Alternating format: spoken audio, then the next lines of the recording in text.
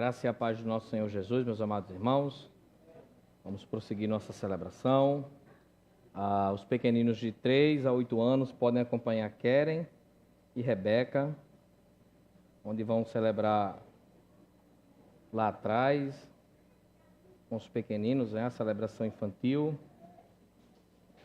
Enquanto isso, os acima de 8 anos vão se aquietando, para que a gente possa passar a ouvir a palavra do nosso Deus, não é?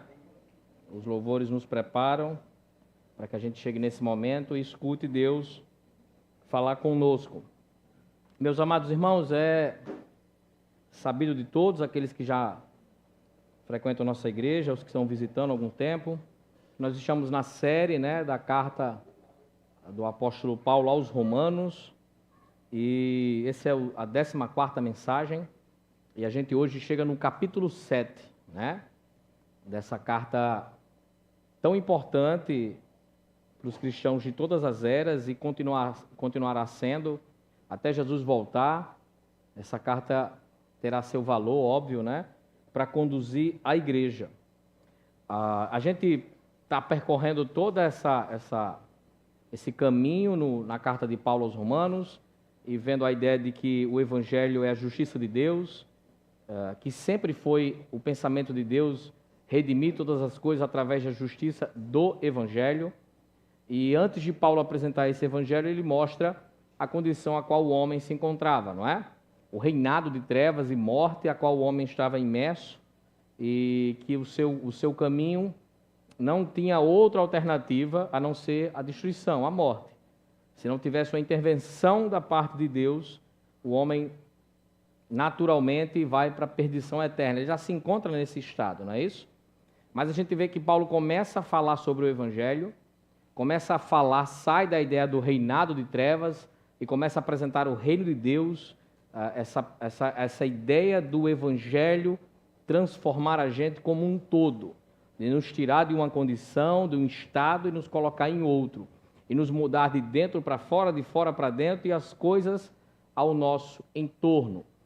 Só que a gente se deparou com uma questão, aquela ideia do já e do ainda não.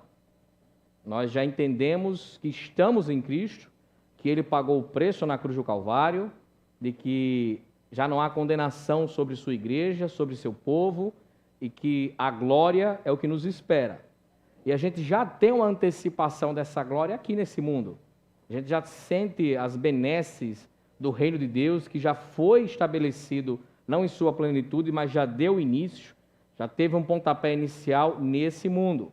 Só que, de contrapartida, a gente olha e vê que as coisas não estão tão bem assim, Ainda carece de restauração em muitos aspectos, O reino de Deus ainda tem que avançar bastante até chegar no seu apogeu, Até chegar no seu clímax.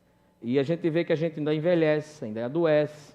Você está vendo como é que está a minha voz? Não está aquela voz bonita de sempre, Está uma voz diferente, esquisita, A gente adoece, envelhece e padece de muitas coisas. Esse mundo ainda carece de uma restauração definitiva.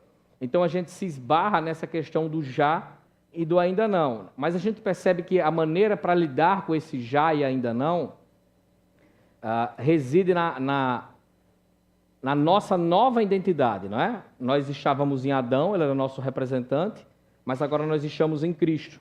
E por estar em Cristo recebemos uma herança. Que herança é essa? A vida eterna. E não só isso, éramos escravos do pecado, mas Cristo foi lá e pagou um alto preço, e nos resgatou e nos tornou seus escravos. Mas nós estamos em Cristo, somos seus escravos, mas livres.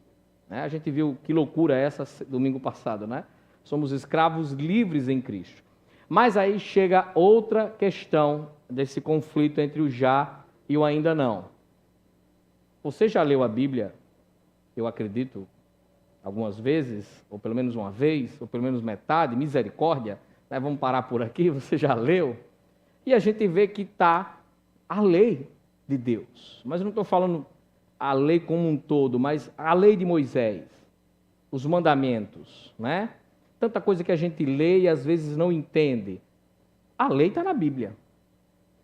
Mas e o cristão, o que é que ele faz com a lei, Eu estou falando da lei, justamente a lei de Moisés. Aquela que Paulo vai usar lá em Romanos 3 e vai falar para a gente, ó, vocês são pecadores, separados de Deus, dignos de condenação. O caminho que vocês estão trilhavam no caso, ou que o homem caído trilha, é de separação com Deus, porque ele pecou lá na figura de Adão no começo. Então, é dessa lei que eu estou falando, que diz assim, ó, o homem, ele é pecador, necessitado de salvação. E a lei o condena. A lei diz que ele é um pecador e ponto final. O que é que a gente faz com essa lei, né? Já vimos que Jesus morreu pelos nossos pecados e ressuscitou pela nossa justificação. Estamos mortos e, ao mesmo tempo, ressurretos em Cristo. E não devemos mais nada ao pecado, nem muito menos à lei que nos acusava. Mas o que a gente faz então com a lei? Já sei, pastor. A gente vai ler na Bíblia, o que a gente vê que é lei, a gente passa corretivos em cima.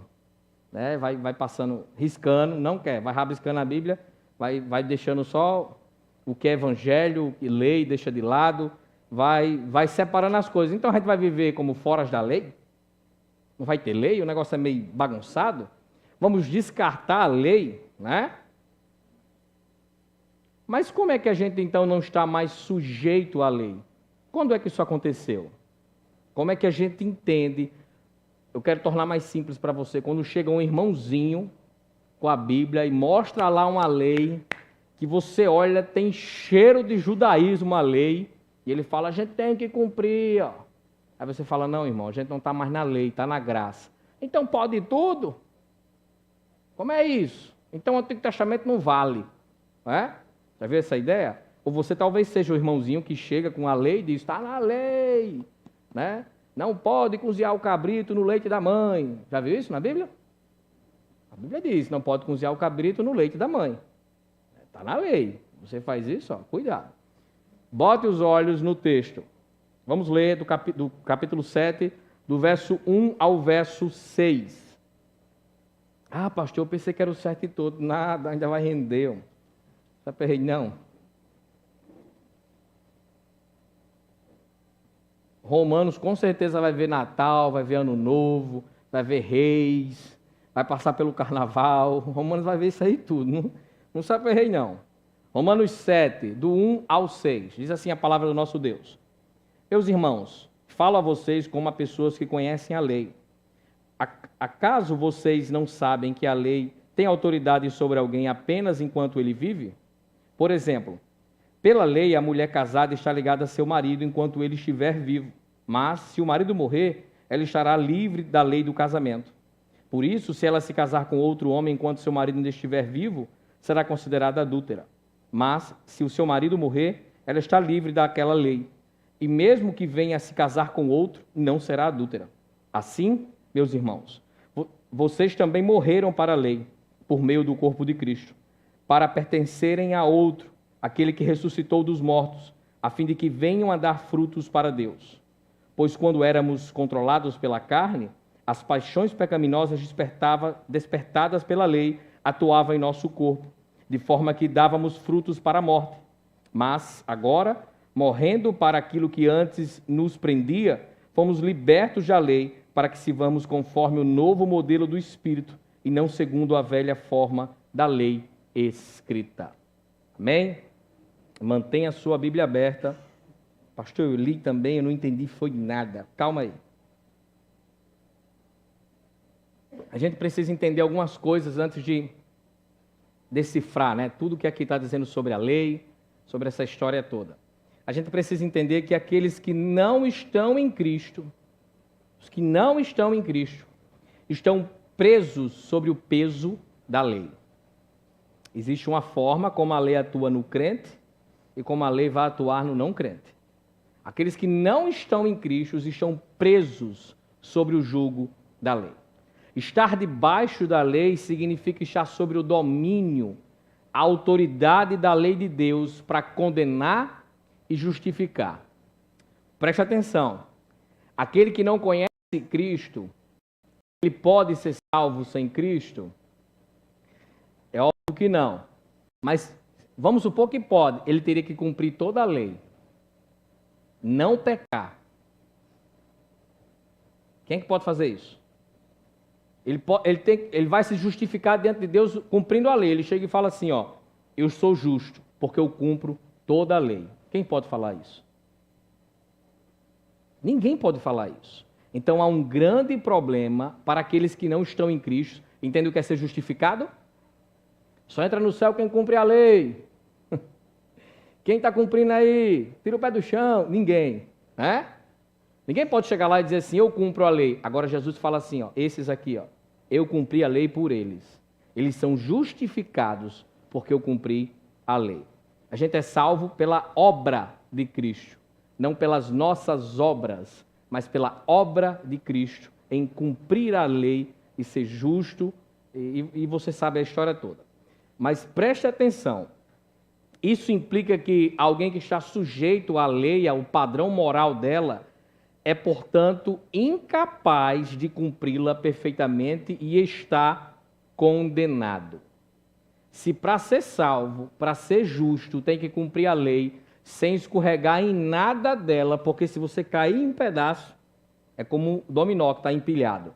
Se você cair em algo da lei, você cai em tudo da lei. E só basta cair uma vez, viu? Não tem duas chances não. Não é igual o videogame que cai num buraco, volta. Né? Continue, né? Mario não. Caiu, game over. Game over.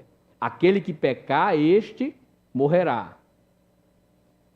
Tem que ter derramamento de sangue, então você só tem uma chance. Faz teu nome. Quanto tempo a gente duraria sem pecar, hein? É complicado, né? Então, é essa a condição daqueles que não estão em Cristo. Estão debaixo do jugo da lei. Eles estão vivendo em uma condição de condenação. Condenação, porque por mais que ele queira ou tente obedecer à lei, ele não vai conseguir. Porque a lei é perfeita. E a lei exige perfeição. Quem consegue cumprir a lei perfeitamente? Ninguém. Então temos um problema, não temos? Nós não. Quem está em Cristo, né? Você está em Cristo, não tem problema. Esse não. Há dois grupos de pessoas que vão lidar com a lei. Tem esse grande problema que é a lei, né? Então tem dois grupos. Aqueles que negam, aqueles que acham que cumprem a lei. A gente aqui, ó, que é doido, é? De capa a capa. E tem aqueles que negam a lei. A lei não existe. Isso é conversa, não precisa de lei.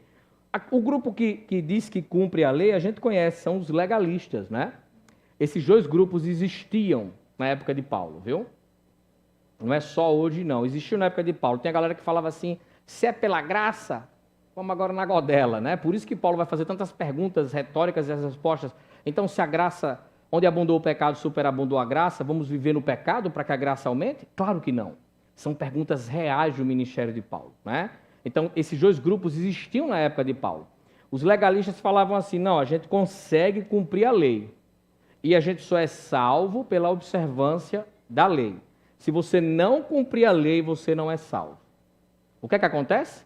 Um camarada com um pensamento desse, ele vira um legalista, um religioso do mais pesado possível. Cheio de regras, cheio de dogmas, cheio de coisas esquisitas, e vai impor isso aos outros. Ó, para ser salvo, como é a salvação? É obedecendo a lei. É seguindo o que está escrito. Se não for assim, não tem como ser salvo. O grande problema do legalismo, né, ele tem muitos, mas o grande problema é que ele olha apenas o exterior e não o interior. Lembra que Jesus falava dos mestres da lei? Vocês limpam um copo, lavam a louça toda, mas não se preocupam com a real contaminação que está dentro de vocês. Vocês coam um mosquito na água, mas engolem um camelo. Sepulcro caiado. Eles se preocupavam com aquilo que os outros poderiam ver, com a ideia do de fora, não o de dentro. O legalismo, ele olha, ele tem um verniz de uma aparência santa, mas não é. A melhor definição não poderia ser dada por ninguém a não ser por Cristo, né? Sepulcro caiado. Teve agora o dia dos finados, né? E coincidentemente aniversário de Kevin, não sei qual a ligação que tem nisso, mas há uma ligação. né? O sepulcro caiado está lá, bem bonitinho, pintadinho, arrumadinho, para receber o povo para visitar. Mas dentro tem um cadáver. É a ideia, não é? E o outro lado, os libertinos, né, diziam assim, rapaz, ó, a lei não está com nada. Abaixa a lei, não serve para nada, a gente vai viver de qualquer jeito. Não precisa pensar em lei, não, a lei já passou, não existe essa conversa de lei, né? E tem muita gente hoje que pensa das duas maneiras, tanto legalistas como libertinos, né? Está na graça, agora vamos embora. Inclusive, alguns acham que quem vive pela graça vive de maneira libertina, né? Tem toda aquela ideia, cada um quer que o outro seja como ele é. E os libertinos vão falar o seguinte, ó, a lei de Deus já foi cumprida. A gente não deve nada à lei de Deus. A gente não precisa nem conhecer a lei de Deus. É só no mover, é só no espírito, não precisa saber de nada. Afinal, a lei mata, o espírito vivifica, né? É o pensamento. Só que a gente precisa considerar algumas coisas. Todos nós, antes de Cristo, estávamos presos à lei.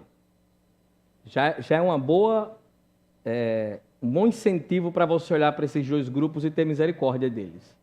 Tanto do religioso, né, do legalista, como do libertino doido, que pode tudo, do liberal. Vamos ter cuidado, porque estávamos sobre o jugo da lei, antes de Cristo. E isso fazia uma grande diferença em nossas vidas. Olha o verso 5, a parte A. Né?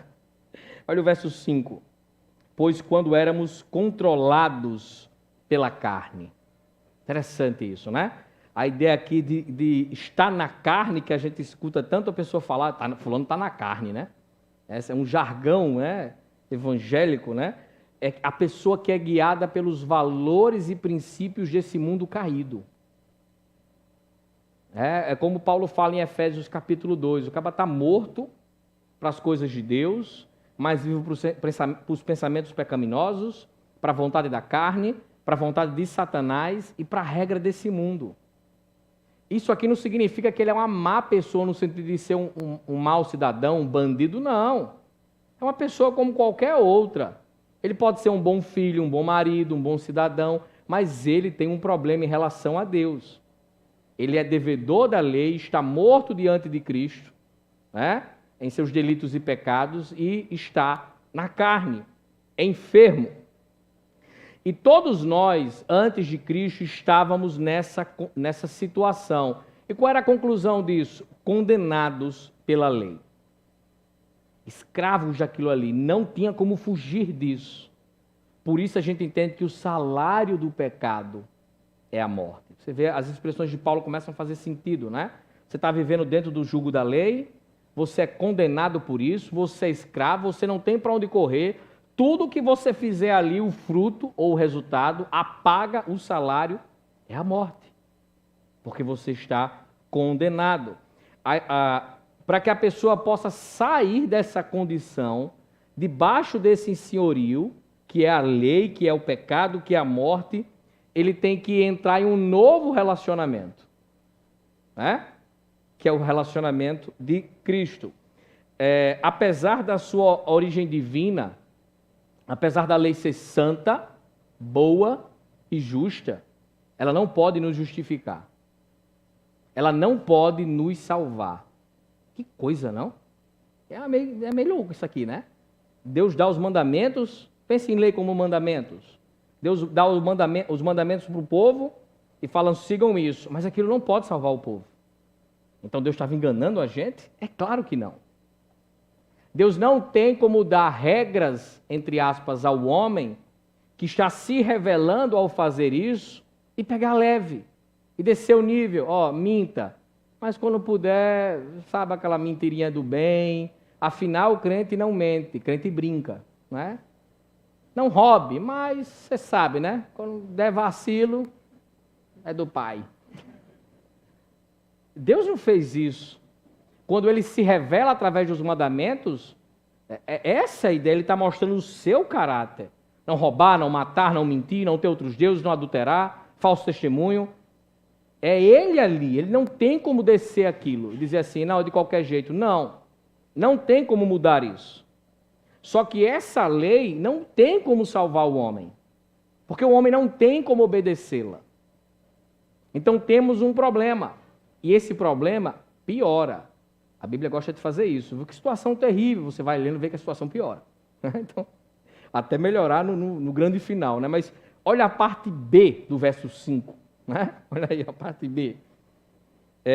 As paixões pecaminosas despertadas pela lei. Ixi, agora deu errado.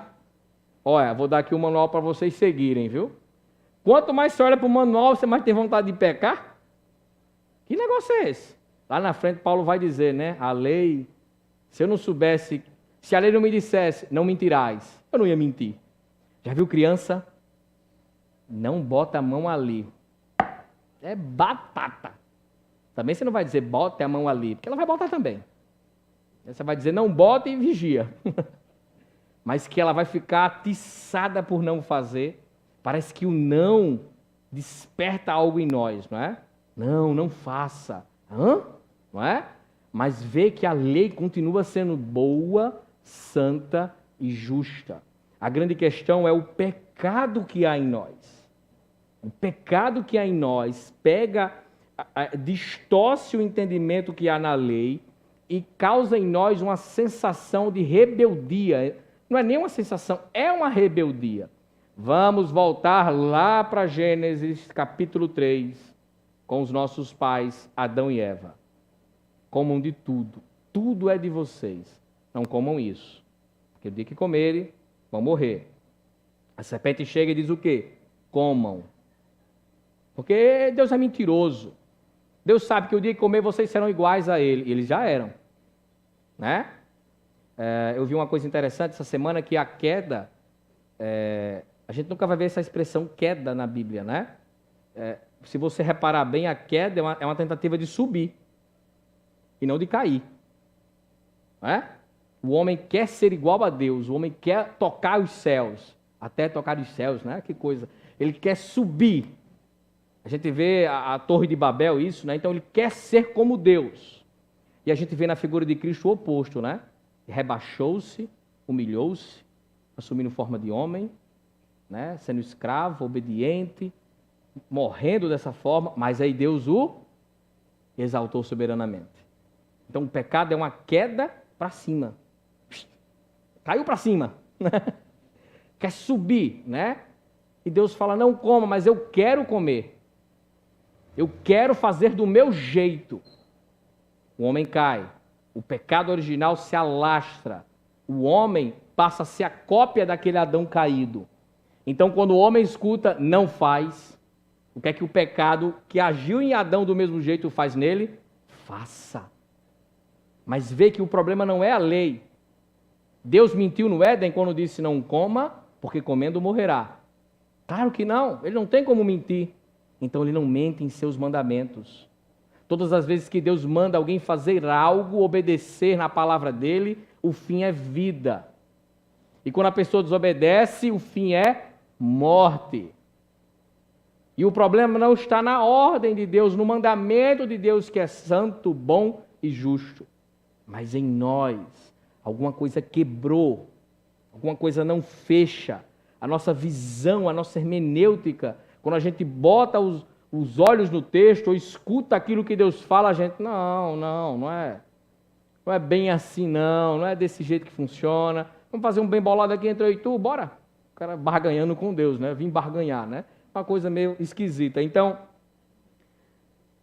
a lei é boa, perfeita e justa, mas pelo pecado que há em nós, o pecado faz com que seja estimulado a vontade de desobedecer essa própria lei. Não é? Mas aí chega em nós. Você está falando isso aí, pastor, de quem não é crente, né? Não necessariamente. Ou você não tem mais vontade de pecar? Eu não, pastor. Então você já morreu. Está aqui entre nós só na glorificação. Né? Você vai ser assunto aos céus já já. Quando acabar aqui, a gente vai para a praça, a gente vai ver você subindo. Né? Porque crente ainda é tentado. Não é verdade? Mas e aí? O que a gente faz agora? Qual é a ideia, né? A gente não pode cumprir a lei, mas a gente também não pode esquecer. E o que é que nós faz? Olha o aperreio. A pessoa, se eu parasse o sermão aqui e dissesse tchau, né? O povo vai me pegar na porta ali. Você vai responder agora, então você apanha. Mas hoje é cedo, você não podia bater em mim. Mas eu vou continuar. A resposta é óbvio que está em Cristo Jesus. Você sabe disso. Você quer saber como essa resposta está em Cristo Jesus, né? Deus, ele nos uniu com Cristo, nos dando libertação da lei. Isso é interessante. Preste atenção. Paulo, mais uma vez, vai usar uma ilustração para que a gente entenda a grande e complexa e maravilhosa e infinita obra de Deus para nos redimir. Mas ele vai, através do Santo Espírito, usar um exemplo ali, né, para que a gente possa entender. Assim como ele usou escravidão, para que a gente pudesse compreender a ideia de ser de Cristo, de trabalhar nossa santidade, Paulo vai usar agora a ilustração do casamento. Diga-se de passagem, a ilustração que a Bíblia mais gosta de usar, né, é casamento. Começa e termina com casamento, enfim. A Bíblia gosta de casamentos. Paulo ele vai dizer que, assim como o casamento, né, a lei tem poder sobre alguém enquanto ela estiver viva. Porque assim como o casamento, depois que morre, acabou. Aí você pode pensar, o quê? Né? Não, pastor, é eternamente. Não, não é. Diga para sua esposa, não é. Não é. Glória a Deus. Amém, irmãos? Amém? Em Cristo a liberdade, irmão. Lá é glória. É glória. Tchau. Não, você é meu eternamente. Não. É vitalício, mas não é eterno. Tem texto mais lindo quando Jesus fala no céu, não se dá em casamento. Todo mundo é como anjo. Caralho. Casamento é para aqui. Quem quiser casar, case. Não precisa casar também, não. Só se vê que é para casar. Entendeu? Que casamento não é para todo mundo. Mas o que Paulo está pegando aqui é o entendimento comum que a própria lei tinha e a tradição rabínica. Quando alguém morre, ele não deve mais nada à lei. Acaba estar morto, né? Se o salário do pecado é a morte, ele foi encaminhado, né? Já recebeu o que merecia, a morte. Quem morre está livre da lei. Quem morre está livre do casamento. Né? Então é melhor ficar casado, pastor. Vamos continuar nessa batalha. Amém, né? Mas é esse exemplo que Paulo está usando, né? Quando o caba morre, está livre para arrumar outra esposa, né? Quando o homem morre, a mulher está livre para arrumar outro mancebo que esteja no Senhor. É assim que funciona. A lei é do mesmo jeito. O versículo 1 e 2 está falando justamente sobre isso. Essa conexão que existe entre a vida e estar debaixo da lei. Só podemos entrar em outro relacionamento tendo a morte. É só morrendo que a gente pode contrair um outro casamento. É o que Paulo está dizendo.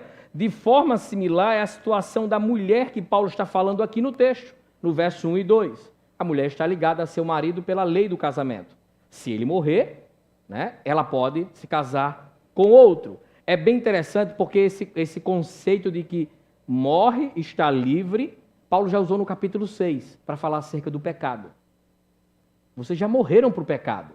Vocês estão livres do pecado. Né? Quem morre está livre do pecado. Paulo vai fazer a mesma coisa. Vocês morreram para o pecado para viverem para Deus. Vocês morreram para a lei para se unirem com Cristo.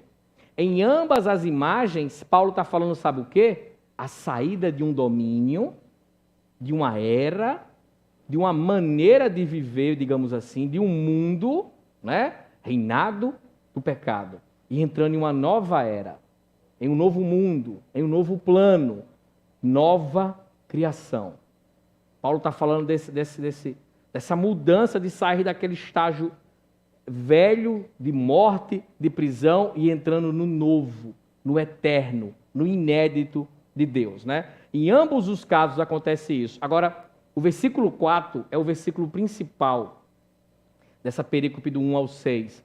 E preste atenção, lembra do que eu já falei aqui inúmeras vezes, mas você tem que ficar com isso nítido na sua mente. a ideia de que a Bíblia, sempre que vai falar do imperativo, ela dá um indicativo antes. Sempre que a Bíblia vai dar uma ordem, ela nos capacita antes de cumprir essa ordem. Quando a Bíblia fala, faça isso, se você for ler antes, vai mostrando que Deus nos deu a maneira para fazer aquilo. Nos capacitou para a gente cumprir aquilo, não é? Então, e Paulo usa isso muitas e muitas vezes, em muitas das suas cartas. Preste atenção, olha o versículo 4. Assim, meus irmãos, vocês também morreram para a lei. Meu amigo, aqui é muito claro. Ó. Por meio de quem? Olha o indicativo. Vocês morreram, vocês podem agora ter uma outra percepção da lei, ter outro comportamento diante da lei. Por quê? Porque algo foi feito antes. O quê? Por meio do corpo de Cristo. O indicativo. Cristo morreu no nosso lugar. Cristo recebeu sobre ele nossa paga. Cristo cumpriu a lei. Pagou o que devíamos à lei. Por meio de Cristo, do seu corpo, é o indicativo que o texto está dizendo, né? Para pertencermos a outro. O resultado disso, a gente pode agora ter uma outra perspectiva da lei. A gente pode agora nos portarmos de outro jeito em relação à lei, porque a gente não deve nada mais a ela. E Cristo morreu e ressuscitou para que agora a gente morresse, ressuscitasse e entrasse em um outro relacionamento com Ele. Pertencesse a outro, aquele que ressuscitou dos mortos. Olha o imperativo agora. A fim de que venhamos dar frutos para Deus.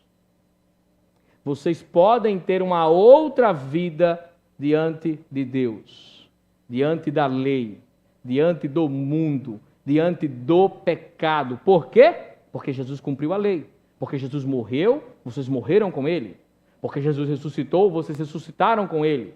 Vocês estão agora em uma condição de dar frutos a Deus. A paga de vocês não é mais a morte, não é mais um salário, não é pelo que vocês fazem, é pela graça, é o dom gratuito de Deus. Vocês estão entendendo isso? Amém? Eu posso me empolgar demais, né, e ficar meio zureta, mas você está entendendo, não é? Então, está bem nítido, meus irmãos, assim, meus irmãos, vocês também morreram para a lei, por meio, olha o por meio aí, pelo amor de Deus, né? Está aí, por meio, né? Cristo morreu, o corpo de Cristo para pertencerem a outro, aquele que ressuscitou dos mortos, a fim de que, ao propósito, ao imperativo, venham dar frutos. Ele fez primeiro, para que a gente possa fazer agora, né? Paulo ele está falando sobre os crentes libertos do domínio da lei, da autoridade legal da lei, o que significa da condenação da lei. Nós não estamos mais debaixo da condenação da lei. No entanto, isso não significa que a lei não tem nenhum valor para nós. Que a lei passou no sentido de que a gente não precisa conhecer a lei, observar a lei, no sentido de entender o que ela diz. É interessante que o texto fala algo precioso. Que a mulher, casada com seu marido, quem é a mulher aqui no texto? É o crente. O marido é a lei. O marido é perfeccionista ao extremo. Ela tenta agradar ele de todas as formas, mas nunca consegue. Porque ele é perfeito. Ela não é perfeita. O casamento de Jesus com a igreja, você está pensando nisso? Ele é perfeito, ela não. Então nunca ela consegue agradar ele. Ela precisa de um outro marido. Um não tão linha dura, né? Então esse aí precisa morrer. Não é isso? Paulo fala isso. Mas quem é que morre? É a mulher ou o marido? É a mulher. Não é não? A mulher não é o crente? Vocês estão entendendo o que eu estou dizendo? Estão entendendo não? Acho que não. Quem é a mulher aqui no texto? Não é a igreja? Não é o crente? A lei é o marido. Aí o texto Paulo fala assim, se o marido morrer, a mulher pode casar com outro. Mas não é o marido que morre, nós somos a mulher. Quem morre é a mulher, o marido continua vivo. O marido não morreu. Ela que morre e pode entrar em um outro relacionamento. Então a lei ainda existe. A lei ainda está lá. Só que temos um outro relacionamento agora com a lei. Vocês estão entendendo isso? Eu vi um agora sim, amém, Jesus. Um entendeu, então vamos embora, já fiquei contente. Meus irmãos, a lei agora, ela pode ser cumprida por nós, não no sentido para ser salvo. A lei agora nos é dada como um caminho a qual a gente pode agradar o nosso Deus a observar. E não é que ele está esperando que você vai cumprir a lei totalmente, todo dia, toda hora. Mas é como se ele desse uma receita para como você relacionar-se com ele, como ter uma vida de santidade e como agradá-lo.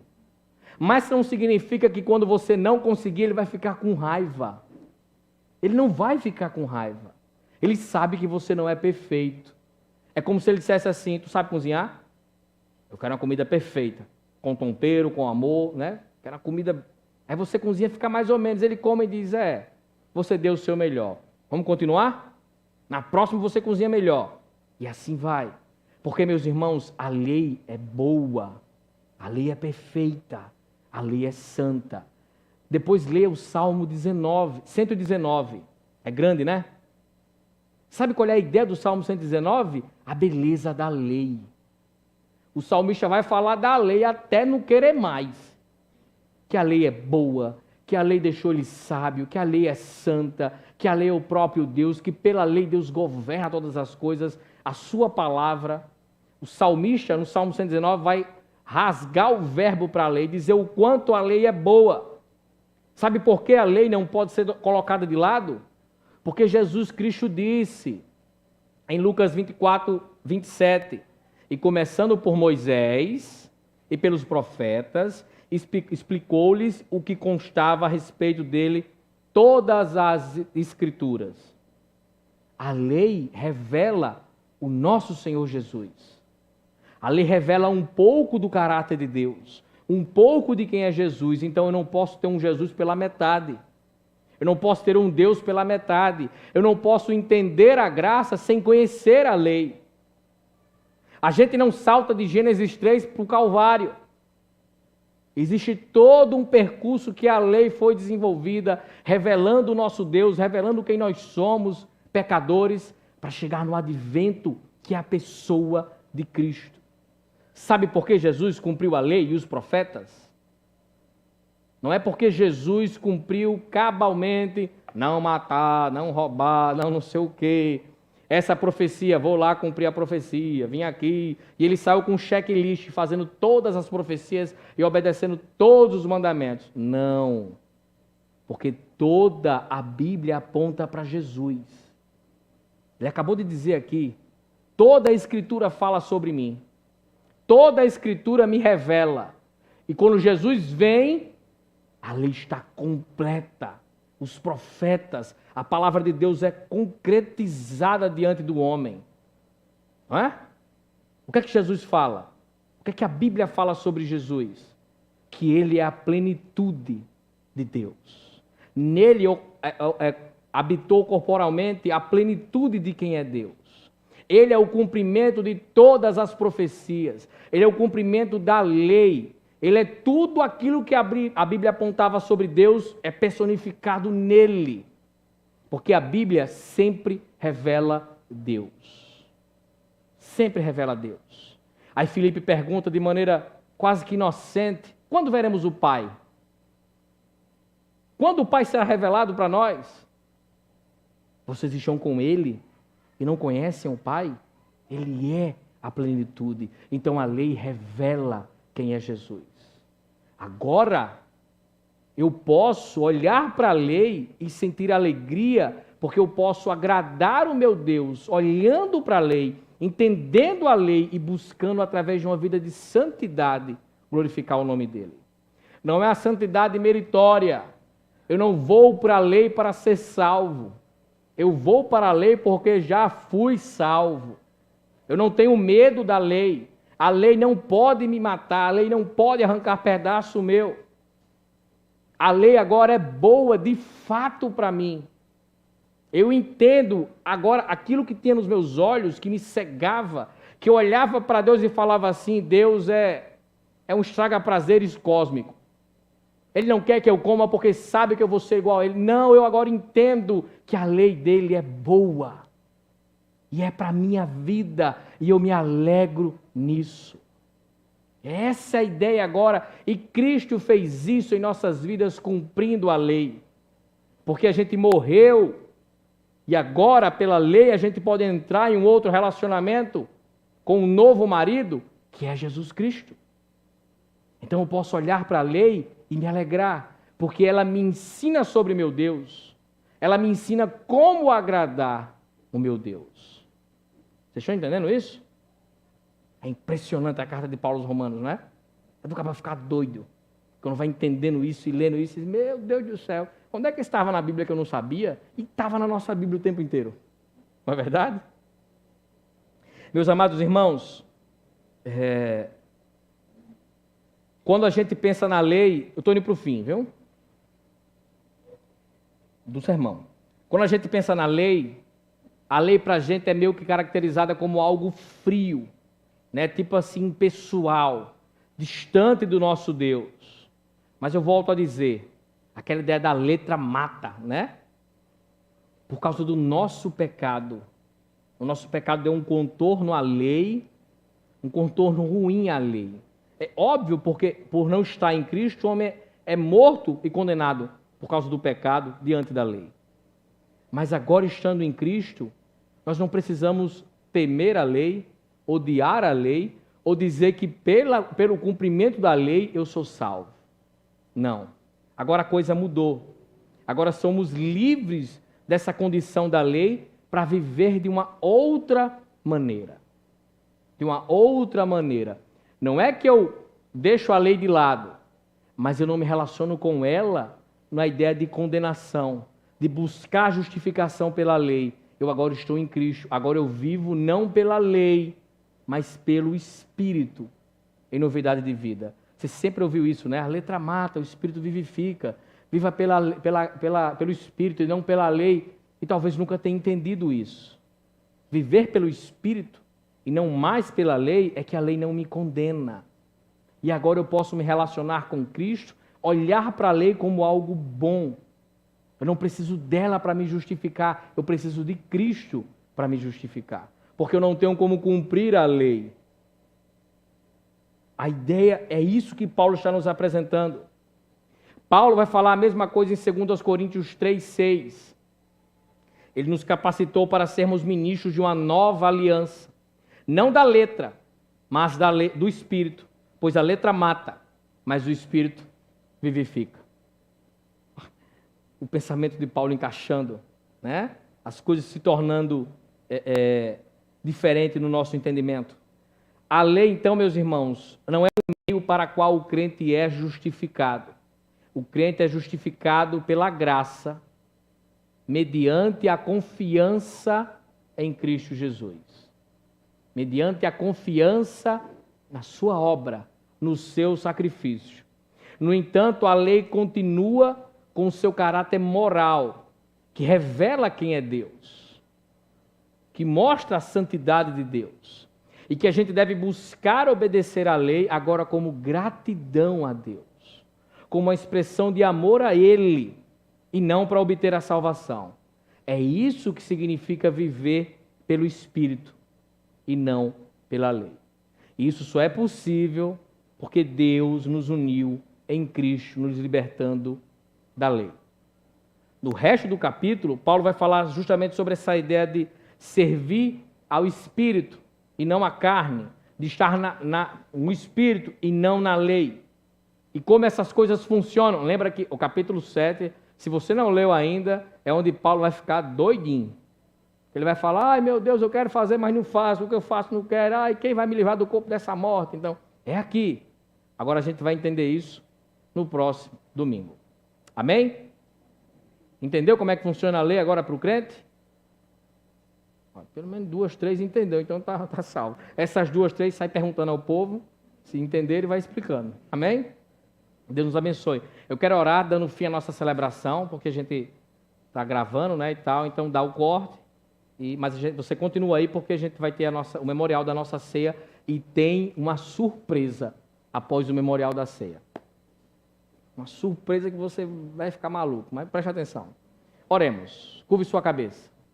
Oremos. Santo e eterno Deus, nós queremos te agradecer, meu Pai, pela tua palavra, pelo teu Santo Espírito, meu Deus, pelo teu Filho que veio cumprir a tua lei e os profetas, morrer em uma cruz e nos tornar, meu Pai, agora aceitáveis diante do Senhor. A lei que nos condenava, a lei que nos escravizava, meu Pai, por causa do nosso pecado, agora ela se relaciona conosco e nós com ela de outra maneira. Nós a enxergamos agora, meu Pai, como ela é, boa, perfeita e justa, santa.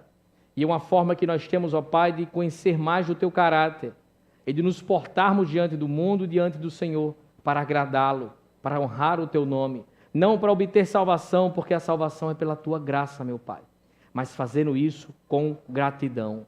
Então coloca em nosso coração, na nossa mente, o entendimento acerca dessa verdade, meu Pai, tão profunda, tão bela e tão visível na tua palavra, mas que muitas vezes a gente não consegue compreender, não consegue entender e às vezes fica até esquecida em nosso meio. Mas que isso possa saltar do texto, invadir o nosso coração, nossa mente e nosso dia a dia, e que a gente possa entender, meu Pai, o que a lei representa para nós e, acima de tudo, o que o Senhor Jesus Cristo fez na cruz do Calvário. Amém? Eu te agradeço no nome santo e poderoso do Senhor Jesus. Amém. Eu quero convidar a célula